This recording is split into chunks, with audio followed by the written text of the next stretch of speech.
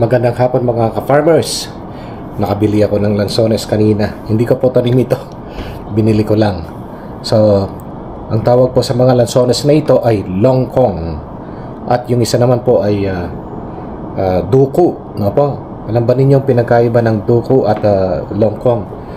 Yung pong longkong na lansones, pag namunga po yan, marami. Kumpul-kumpul po sila. Sa duku naman, mas konti siya kesa sa longkong.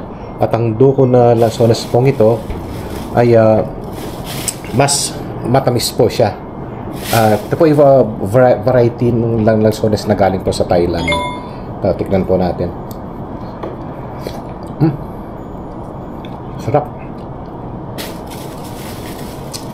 Ang sarap ng lansones na ito. Ang benepisyo ng pagkain ng lansones, mayaman po ito sa vitamins and minerals at sa antioxidants, pampatibay ng ngipin at gilagid, pagpababa ng cholesterol, at pampalakas ng immune system, nakakatulong sa digestion at constipation. Yan po pala. Sarap. Mabuti para sa mata, nakakaiwas ka sa heart diseases at pampalakas ng katawan. Yan po ang lansones. Wow.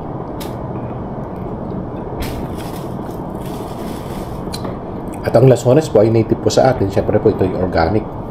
Hindi mo kailangan ng mga abono na chemical.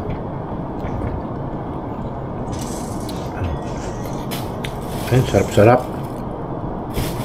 Kahit yung mga buto niya ay pwede kainin. Grabe.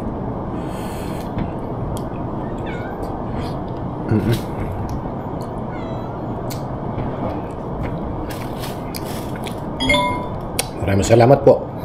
Kumain po tayo ng mga masustansyang pagkain. Po, lalo na ng mga prutas. Kumain po ng lansones habang uso po kayo. Habang nakasison po siya, bili po tayo. Bye-bye. God bless you. Don't forget to follow, like, and share.